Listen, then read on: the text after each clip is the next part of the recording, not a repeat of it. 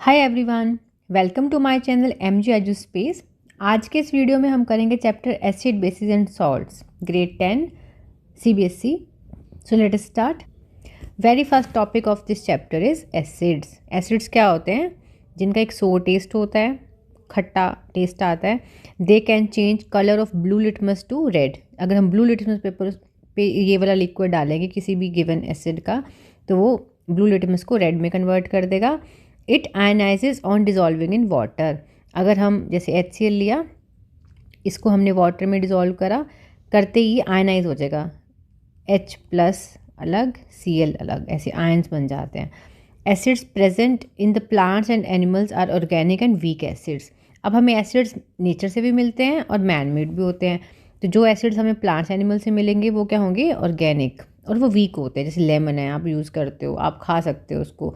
But जो man made होते हैं वो स्ट्रॉन्ग एसिड्स होते हैं, जैसे HCl हो गया, H2SO4 हो गया। इनको आप ऐसे इनटेक नहीं कर सकते।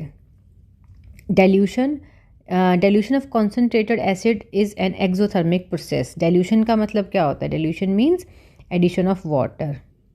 तो जब कभी भी आप किसी भी एसिड में वाटर, एडिशन ऑफ वाटर, कभी भी किसी एसिड में आप वाटर ऐड करो तो कैसे एडिशन करनी होती है? एसिड में acid water to acid, this is wrong. Always add acid to water, this is the first thing you need to keep in mind. Dilution के लिए वाटर को एसिड में कभी नहीं डालना।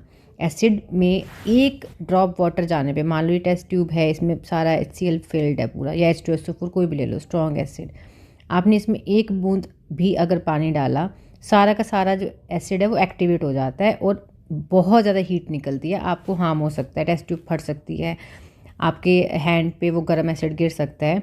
सो करना क्या होता है? उल्टा एक बीकर लो, उसमें पानी डालो, ठीक है, पूरा फिल, फिर ड्रॉप वाइज साइड से यहाँ से एसिड ऐड करोगे, वन ड्रॉप करके, ताकि वो धीरे धीरे एक बूंद पहले पूरे इस पानी में मिक्स होएगी, फिर 2, फिर 3, ऐसे धीरे धीरे करके डाइल्यूशन होगा। तो हाईली एक्सोथर्मिक नहीं होता, हीट तो ऑफ कोर्स निकलेगी, बट वो बहुत कंट्रोलेबल और कम अमाउंट में निकलती है।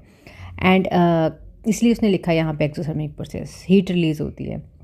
Acid produces H+ ions. ये देखो, HCl कर रहा था ना अभी वाटर में डाइल्यूट, तो क्या प्रोड्यूस हुआ? H+Cl negative. अगर मैं H2SO4 की बात करूं तो फिर H+ निकलेंगे कितने? 2 H+, इसमें 2 H है, और SO4 2 नेगेटिव ऐसे, ठीक है। तो H+ का रिलीज हाइड्रोनियम आयन बोलते हैं इस H+ को। ये भी वाटर में डिजॉल्व करते हैं, आपके पास आयंस बनते हैं। Acid solution conduct electricity, yes. जब भी आयन बनेंगे किसी लिक्विड फॉर्म में, तो वो आयन इलेक्ट्रिसिटी कंडक्ट करने में हेल्प करते हैं। फ्री आयंस की प्रेजेंस में ही कंडक्टिविटी हो पाती है। फिर chemical properties of acid, reaction of acid with metal.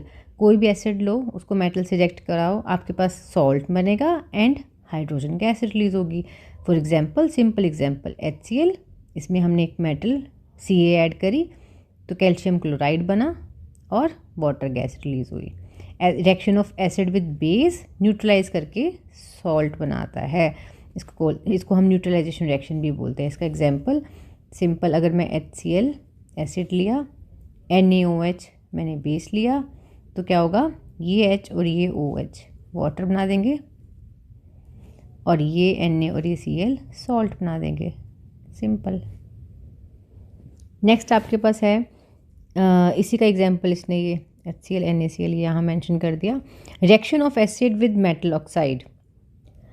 अब एसिड का रिएक्शन मेटल ऑक्साइड, मेटल का कॉम्बिनेशन विद ऑक्सीजन, जैसे ये है Na मेटल है, ऑक्सीजन से बॉन्ड बनाएगा तो ये Na2O बनाता है। तो Na2 को अब हमने एसिड से ट्रीट कराया, we get salt and water. ये आपने स्टैंडर्ड इक्वेशन याद रखनी है, प्रोडक्ट्स पर अपने आप अकॉर्डिंगली आप बना सकते हो। Reaction of acid with metal carbonate, metal hydrogen carbonate. Metal carbonates क्या होते हैं? कोई भी मेटल, ये, और कार्बोनेट ग्रुप कौन सा होता है? CO3। तो यहाँ पे 2 जो था वो यहाँ क्रॉस हो गए, 2 Na2CO3, ये कार्बोनेट्स हो गए। मेटल हाइड्रोजन कार्बोनेट्स कौन से हो जाएंगे? Na हाइड्रोजन कार्बोनेट, याद रखना, metal hydrogen carbonate, this way. So reactions कैसे होंगे? कोई भी एसिड मेटल कार्बोनेट या मेटल हाइड्रोजन कार्बोनेट के साथ कभी भी मिक्स होगा तो वो सॉल्ट वाटर CO2 ही बनाएगा। HCl ये मेटल कार्बोनेट के साथ देखो salt water CO2, HCl metal hydrogen carbonate के साथ सॉल्ट वाटर CO2। लेकिन डिफरेंस कहाँ आया, यहाँ पे हमें 2 HCl लेने पड़े। रीज़न हमें यहाँ पे 2 Na जो है वो कंपनसेट करने थे, इस केस में एक ही Na था तो एक ही HCl से हो गया रिएक्शन। नेक्स्ट आपके पास आ जाता है बेसिस। बेसिस में सब उल्टा उल्टा चलेगा, अब जो भी उसका कॉम्प्लीमेंट्री है, जैसे बेसिस एसिड सोर इन टेस्ट थे, ये बिटर इन टेस्ट होंगे। कॉमन प्रॉपर्टी क्या है, उसमें H+ आयन रिलीज होता है, इसमें हाइड्रोक्साइड आयन्स, हाइड्रोक्साइड कौन से होते हैं, OH नेगेटिव। एंड जब भी हम इसको वाटर में डिज़ोल्व करेंगे तो जो भी वाटर डिज़ोल्वेबल होते हैं ये सारे एल्कलीज ही होते हैं, ठीक है। And a base can neutralize an acid, yes they make salt. Bases feel soapy in touch, base soluble in water is called alkali. Very important point, कोई भी बेस जो वाटर में मिक्स हो जाता है, डिज़ोल्व हो जाता है, सॉल्युबल होता है, उसको एल्कली बोलेंगे। सारे बेसिस एल्कलीज नहीं होते। केमिकल प्रॉपर्टीज़ क्या हैं, reaction of base with metal. Now base metal salt and hydrogen gas, ये हमने जैसे मेटल में करा ऐसी इसकी प्रॉपर्टीज़ करेंगे। When base reacts with metal then metal salt and hydrogen gas will release. Base metal salt hydrogen, ये example NaOH zinc, तो देखो सोडियम जिंकेट एंड H2। आप कोई भी सिंपल एग्जांपल ले सकते हो, need not to be copy the same. Not all the metals react with bases to form salt and hydrogen gas. Yes, सारे metals react नहीं करते। नेक्स्ट आपके पास bases react with acids, base acid salt water, ये हमने acid में भी करा था अभी अभी जस्ट, यही एग्जांपल। नेक्स्ट आपके पास है reaction of base with non metal oxide. Non metal oxides, non metal oxides का नेचर क्या होता है, एसिडिक या basic, they are acidic in nature. ये याद रखना है, ये वैसे 2 मार्कर पूछ लेते हैं। एंड जो भी मेटल ऑक्साइड्स होंगे, मैं यही लिख देती हूँ, जो भी मेटल ऑक्साइड्स होंगे दे आर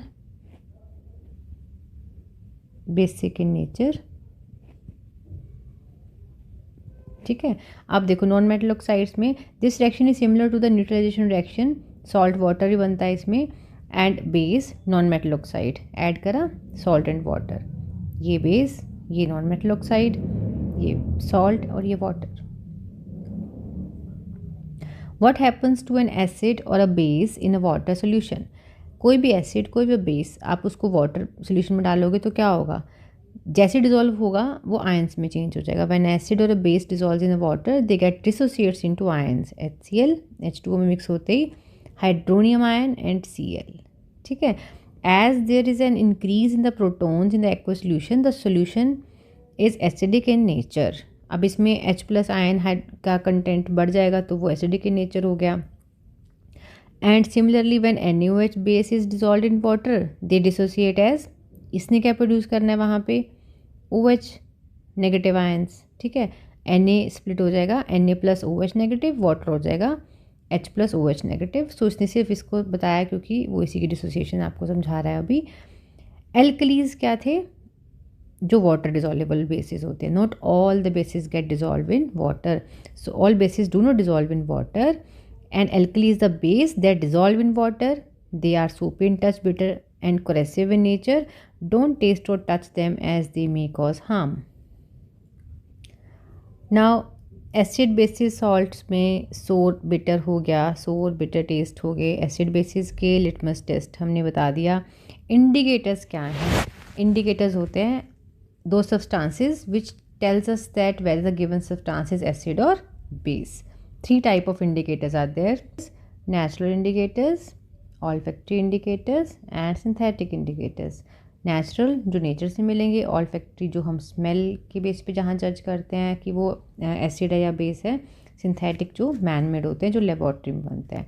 नेचुरल इंडिकेटर्स में litmus paper, red cabbage, turmeric, onion, vanilla, clove, ये सब आ जाएंगे। ऑल्फैक्टरी जिसमें स्मेल वाला कॉन्सेप्ट चलता है, दे आर, ये देखो, substances which change their order by with N acid और बेस, तो उसको हम ऑल्फैक्टरी बोलते हैं, वनीला, क्लोव्स एंड अनियन। अगर इनका स्मेल एज सच रह जाए, जैसे मान लो आपने अनियन से टेस्ट करना चाहा, ठीक है, तो अनियन की एक स्पेसिफिक स्मेल होती है, जैसे आप इसमें बेस ऐड करते हो तो ये स्मेल जो है वो चले जाएगी।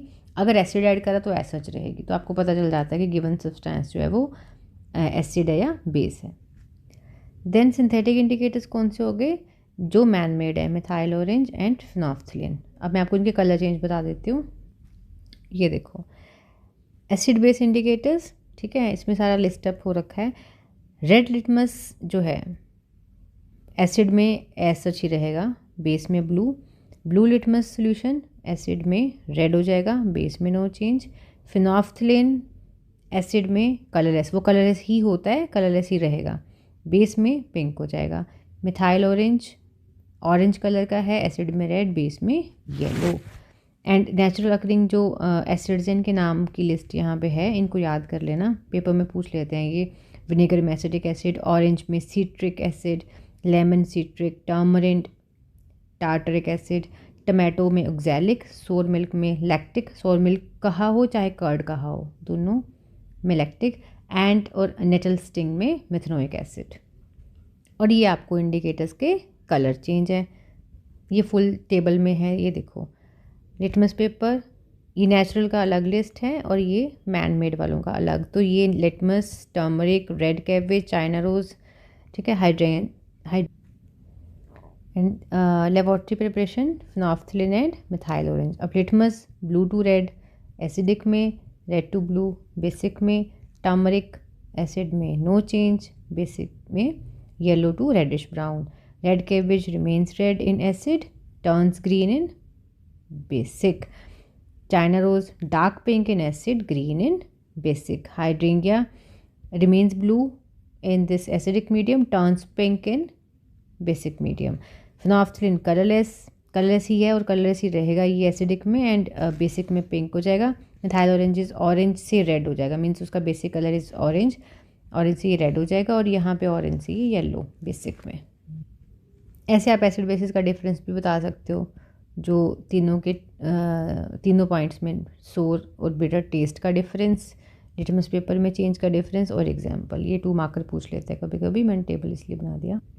अब यहाँ तक ये तो पता लग गया कि एसिड बेस आइडेंटिफाई कैसे होगा। अब अगर एसिड का पता चल चुका है पर वो कितना एसिडिक है ये बताने के लिए we will use this pH scale, a scale for measuring hydrogen ion concentration in a solution called pH scale. On the pH scale we can measure pH from very acidic to 14, very basic तक का number. ये देखो यहाँ से यहाँ पे सबसे ज़्यादा जो एसिडिक होगा वो इधर, एंड जो मोस्ट बेसिक होगा वो इस तरफ स्केल के। एंड नंबरिंग इसमें गिवन है, it is from 0 to 14। Central 7 जो है ये न्यूट्रल होता है, ठीक है, यहाँ पे ये लिखा मेंशन करा हुआ है, एक second, it is this strongly acidic, strongly basic. Now pH should be thought of simply by showing by a number which is indicating the acidic and basic nature of the solution. Higher the hydronium ion concentration, lower the pH value.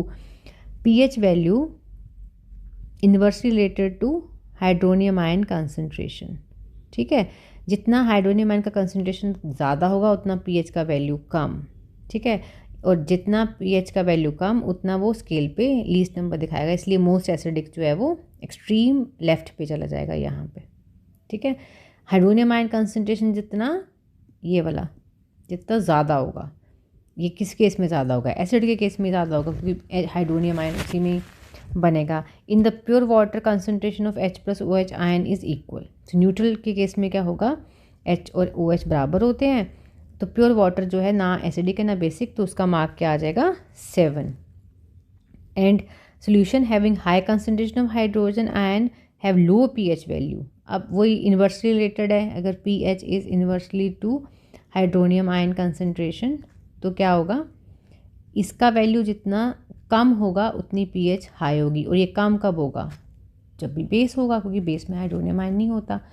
तो फिर ये वाली value जो है उतनी high mean scale में ये 8, 10, 11, 12, 13, 14 इतनी बढ़ती जाएगी, तो वो बेस ही होता है। बेस में मोर होते हैं हाइड्रोक्साइड आयंस, बेस में ये हाइड्रोक्साइड की नंबर ज़्यादा होता है, ये कम होता है, तो ये कम हो गया तो ये ज़्यादा हो जाएगा। एसिड के केस में हाइड्रोनियम आयन ज़्यादा बनते हैं तो पीएच कम हो गया, इस करके उसको कम नंबर मिलते हैं पीएच स्केल पे। On the other hand solution having low concentration of H+ ion have high pH value. Got it. और अगर आपको H3O वाला कन्फ्यूजन लगता है, आप इसको H+ ही समझ के चलना, ये उसी की बात ही हो रही है। इस पीएच का एवरीडे लाइफ में क्या रोल है? Importance of pH in existing, जो भी आपकी लिविंग बीइंग्स हैं उनमें क्या रोल है? Body works with pH range neutral.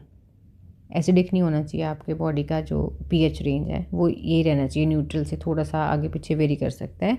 When pH of the rain water is less than this it is called acidic rain. Yes, हमें पता है स्केल पे 7 न्यूट्रल है, तो 5.6 वाली अगर रेन हो रही है तो ऑब्वियसली वो एसिडिक की तरफ इंडिकेट कर रही है। Importance of pH in soil, जो सॉइल है उसका पीएच जो है 6.5 से 7.3 में होना चाहिए प्रॉपर ग्रोथ के लिए। तो अगर वो 6.5 से लेसर है, ठीक है, तब आपको एसिडिक में काउंट करोगे। 7.3 से ज़्यादा है तो बेसिक में। तो एसिड वाली बन गई अगर सॉइल तो उसमें बेस ऐड करके उसको न्यूट्रलाइज करो। अगर बेसिक ज़्यादा होगी तो उसमें एसिड ऐड करके उसको न्यूट्रलाइज करोगे आप। And importance of pH in digestion, HCl is secreted in the stomach. हमारे स्टमक में HCl सीक्रेट होता ही होता है, उसका पीएच जो है वो 1 से 3 के बीच में।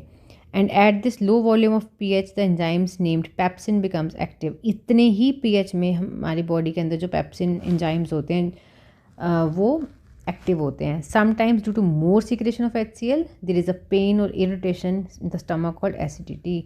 अब कभी कभी HCl ज़्यादा प्रोड्यूस हो जाता है अगर due to any reason over eating कर लिया आपने, ज़्यादा चटपटा खट्टा कुछ ऐसे खा लिया तो एसिडिक कंटेंट बढ़ जाता है, तब आपको एसिडिटी फील होता है। एंटासिड्स हेल्प करते हैं आपको to get rid of this. आप इनो लेते हो या मिल्क ऑफ मैग्नीशिया टैबलेट्स खाते हो कोई एसिडिटी के लिए, तो वो बेसिकली बेस है जो कि इस एसिडिक कंटेंट जो एक्सेस हो गया उसको न्यूट्रल कर देता है।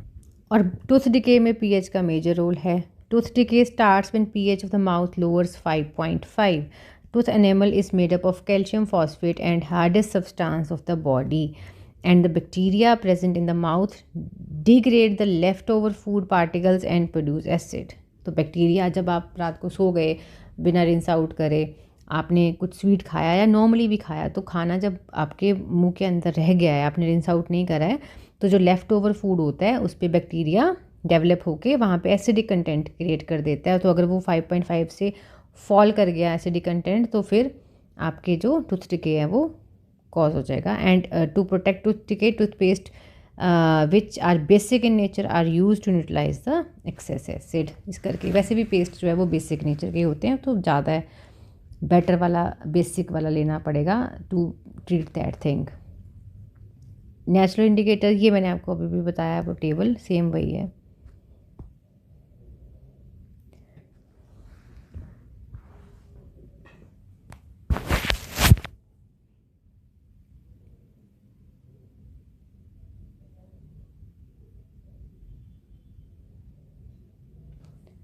List of salts: sodium chloride, sodium hydroxide, bleaching powder, baking soda, washing soda, plaster of Paris.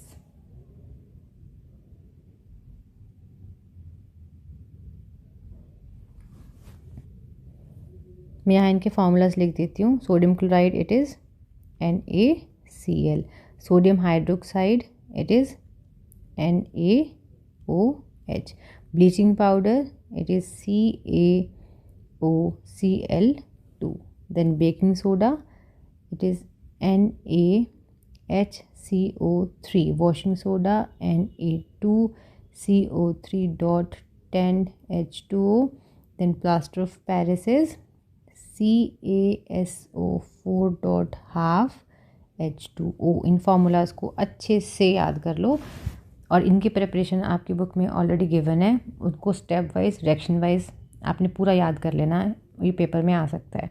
Salts of strong acid and base are neutral with pH of 7। Salt of strong acid and strong base कैसे? देखो salt कैसे बनेगा, acid plus base gives you salt and water. अब हो क्या सकता है, acid अगर स्ट्रॉन्ग एसिड हो गया, ठीक है, और स्ट्रॉन्ग ही बेस हो गया, तो वो कह रहा है कि जो भी सॉल्ट बनेगा वो न्यूट्रल सॉल्ट बनेगा आपके पास, एंड H2O तो है ही। ऐसे अगर सॉल्ट स्ट्रॉन्ग एसिड है, मैं इसको लिख ही देती हूँ, रुको एक सेकेंड, क्योंकि एब्रीवेशन आपको ये समझ नहीं आएगी, जस्ट ए मिनट। जैसे मैं आपको सिंपली अगर इसको एक्सप्लेन करूँ तो आप लिखोगे that strong acid plus strong base, दोनों स्ट्रॉन्ग होंगे तो न्यूट्रल सॉल्ट बनेगा, ठीक है, प्लस वाटर तो अंडरस्टूड है। फिर अगर मैं एसिड स्ट्रॉन्ग ही ले लूँ, strong acid and weak base, तब जो चीज़ आपके पास स्ट्रॉन्ग है वही सॉल्ट बनेगा। स्ट्रॉन्ग एसिड है तो एसिडिक सॉल्ट बनेगा, एसिडिक सॉल्ट, क्योंकि ये चीज़ डोमिनेट कर जाएगी। फिर मैंने वीक ले लिया सॉल्ट और strong acid, strong base sorry,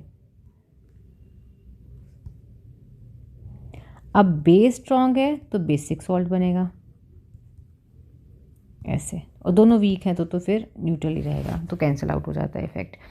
इसलिए उसने यहाँ पे मेंशन करा है, ये देखो, salts of strong acid and strong base neutral हो जाएगा first case, strong acid weak base, तो कहता है pH क्या हो जाएगा आपके पास <7, मतलब कि एसिडिक।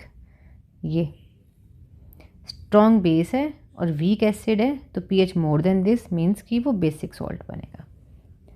अब ये आगे आपके पास जो हमने सॉल्ट्स करे ऊपर, उसमें उसी की डिटेल्स आपने ये सब याद करना है। Sodium chloride NaCl, the common salt thus obtained is an important raw material for the various materials of the daily use such as sodium hydroxide, baking soda, washing soda, bleaching powder and many more. Sodium hydroxide, अब ये जो sodium chloride है इसी से बनते हैं ना सारे, ये तो उसने 1 by 1 रिएक्शंस बताए हैं। ये क्लोरैल्कली प्रोसेस क्या है, when electricity passes through an aqueous solution sodium chloride brine to decompose it to form sodium hydroxide, हमने salt लिया, water डाला, NaOH बनेगा, Cl2 and H2। this process is known as chloralkali process। Next आपके पास आ गया bleaching powder. हमने ऊपर जो table करी उसी को 1 by 1 कर रहे हैं। Chlorine is produce during the electrolysis of aqueous sodium chloride, जो हमने अभी लास्ट में करा था कि ब्राइन जब बना तब हमारे पास क्लोरीन भी प्रोड्यूस हुआ था। This chlorine gas is use to manufacture of bleaching powder, वही Cl2 हम यूज़ करेंगे ब्लीचिंग पाउडर बनाने में। Bleaching powder is produced by the action of chlorine on dry slaked lime, CaOH whole twice, CaOH whole twice combined with this Cl2 will gives you CaOCl2 and H2O। Uses क्या हैं, to bleach cotton and linen textile, कपड़ों की factories में ये ज़्यादा करके काम आएगा, क्योंकि वहाँ पे ब्लीचिंग एक्शन, डीकलरेशन का काम होता है, क्योंकि वहाँ प्रिंटिंग होएगी, कुछ चीज़ गलत प्रिंट हो गई या नॉर्मली भी तुम्हें कलर का कुछ भी पैटर्न बनाना है तो वहाँ पे ब्लीचिंग एक्शन होता है। ब्लीचिंग से होता क्या है, डीकलरिंग होएगी।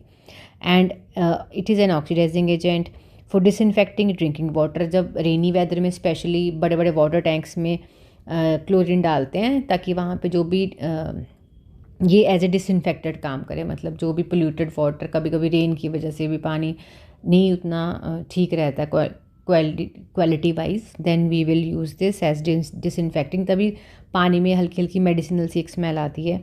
स्विमिंग पूल्स में भी आपने देखा होगा यूज़ करते हैं वो chlorine, just to make sure that there should not be any infection. So fourth one is manufacturing chloroform, chloroform बनाने में भी ये काम आता है। Next we have this baking soda, NaHCO3 soda commonly used in the kitchens for making tasty crispy pakoras. Baking soda also added for the faster cooking और mild non करेसिव base होता है। सो इसकी प्रिपरेशन कैसे करोगे, अगेन NaCl, उसमें water, CO2 and NH3, you will gate ammonium chloride, this and this baking soda.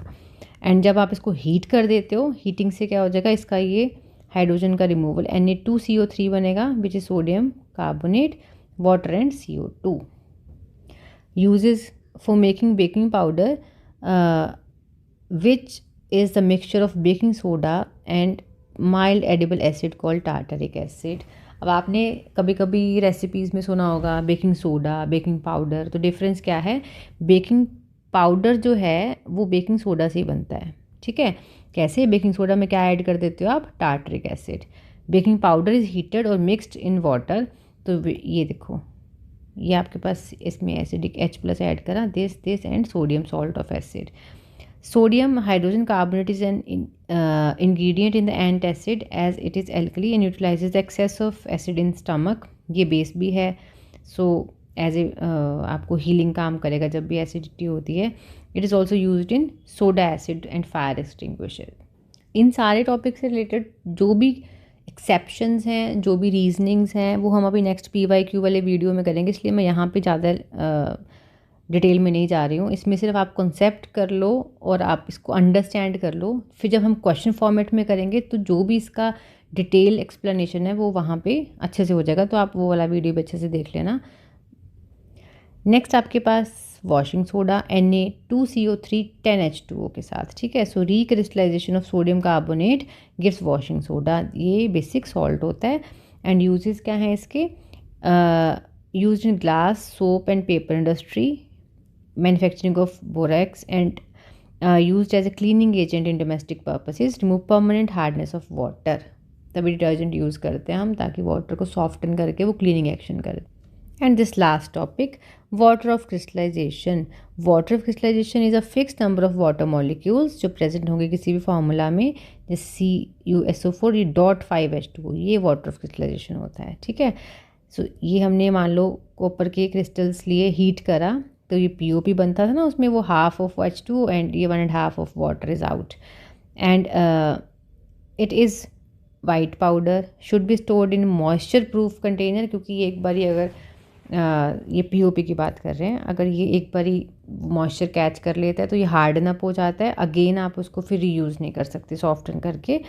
And it is use in hospital for settling fractured bones जब fracture हो जाती है तो आपने देखा होगा डॉक्टर एक प्लास्टर लगाते हैं, उसमें यही POP ही यूज़ होता है। In making toys, cosmetic, chalk and cast for the statues, yes of course, जहाँ पे भी फिक्स तो मेरे को ऐसा स्ट्रक्चर चाहिए। एंड फायर प्रूफिंग मटीरियल्स में, सीलिंग ऑफ हाउसेस में डिज़ाइंस बने होते हैं वो फ्लावर से या कुछ भी पैटर्न्स, तो वो सारे जो है वो POP से बनते हैं। Ceiling of air gaps and on strong heating, ये जो क्रिस्टलाइजेशन का था ये वाला टॉपिक, इसी को आगे यहाँ कंटिन्यू कर रही हूँ। ये आपके पास हीटिंग से क्या है, वाटर का कंटेंट जो है ये वाला पार्ट ये आउट हो जाता है, सिर्फ आपके पास ये वाइट एनहाइड्रस सब्सटेंस बचता है and 5H2O out on dehydrating. ये देखो आपके पास इसमें वाटर ऐड करा, you will get this blue colour. So आपके टॉपिक्स कंप्लीट हो गए एसिड, बेसिस एंड सॉल्ट्स के। इनको एक बारी थोड़ा रिवाइज कर लेना। नेक्स्ट वीडियो में मिलते हैं जिसमें हम अभी प्रीवियस ईयर सारे इंपॉर्टेंट क्वेश्चंस करेंगे। लेंथी चैप्टर है, NCERT से सारे इंडेक्स क्वेश्चन कर लो, रीड आउट सारा चैप्टर कर लो, मेन पॉइंट्स इस वीडियो में कर लो, और उसके बाद PYQs को अच्छे से रिवाइज करना है। रिएक्शन पार्ट आपकी रिस्पॉन्सिबिलिटी, आप उसको मल्टीपल टाइम लिख के याद करोगे, थ्योरी तो समझ के आप द्वारा फ्रेम कर सकते हो, एंड जो केमिकल्स के नेम है वो आपको ऐसा ही याद करने, केमिस्ट्री में एक्सप्लेनेशन लिखते हुए, आंसर लिखते हुए, इट इज़ मस्ट कि आप उसको इम्प्रेसिव बनाने के लिए उसमें वो नेम्स, प्रॉपर फॉर्मूला सब लिखो और बैलेंस इक्वेशंस लिखने हैं सारे, ठीक है। तो फिर मिलते हैं नेक्स्ट वीडियो में। Till then take care, thank you.